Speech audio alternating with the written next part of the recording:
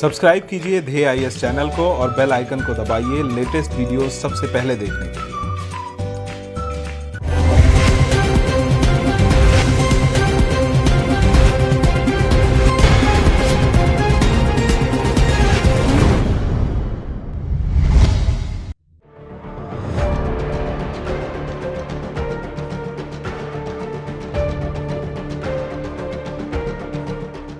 Pongal celebrations commenced in Tamil Nadu on 14th of January. Pongal festival is a celebration of nature and thanksgiving for bountiful harvest, of which cattle worship is also a part.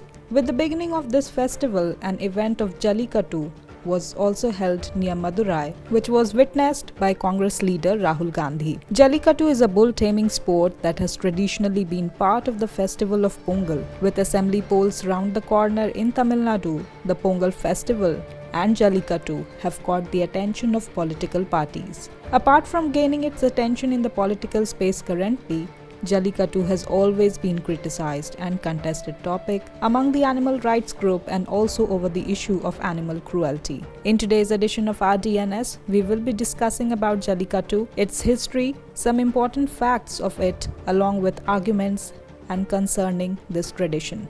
Jallikattu is a popular bull taming sport which is held every year during Pongal. This sport requires the fighters to jump on running bull and try to hold on to its hump. This also requires the fighters to move along with the bull without falling or getting hurt. The sport is violent and has only one winner, the bull or the man. Contest in Avaniyapuram, Pilamedu and Alanganallur villages neighboring Madurai set the tone for the season, which continues until April. The term Jallikattu comes from Tamil term Sallikattu, meaning coins and kattu, which means package tied to horns of bulls as a prize money. It is an ancient sport and one of its references found in a seal discovered at Mohenjo-daro. Jallikattu is considered as a traditional way for the peasant community to preserve their pure breed native bulls. At a time when cattle breeding is often an artificial process, conservationists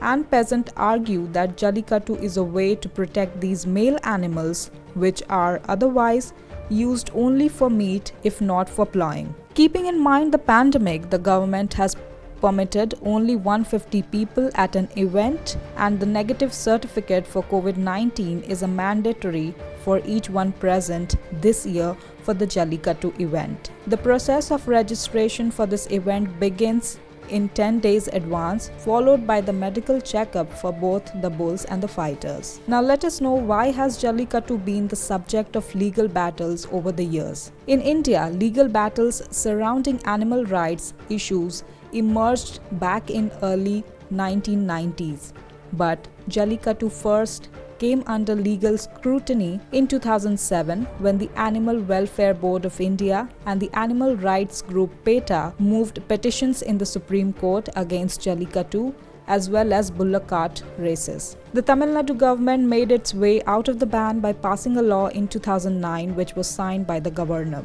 In 2011, the UPA regime at the centre added bulls to the list of animals whose training and exhibition is prohibited. In May 2014, days before the BJP was elected to power, the Supreme Court banned the bull taming sport, ruling a petition that cited the 2011 notification. So now the question arises whether it is legal or banned. The state governments has legalized these events which has been challenged in the court.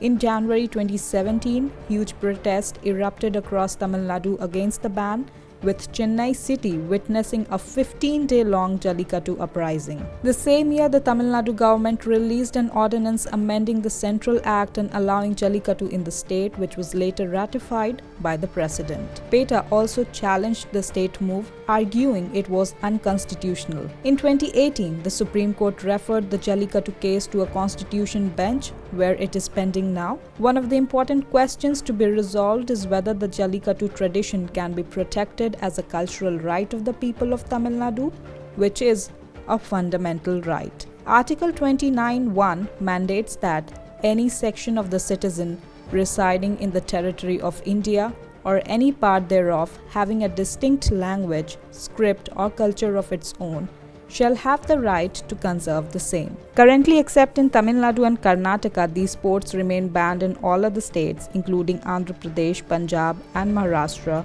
because of the 2014 ban order from the Supreme Court. Now lastly, let us know what is PETA. PETA is an international non-profit charitable organization based in Norfolk, Virginia, with affiliates worldwide. PETA believes that animals have rights and deserves to have their best interests taken into consideration, regardless of whether they are useful to humans. PETA India is based in Mumbai and was launched in January 2000.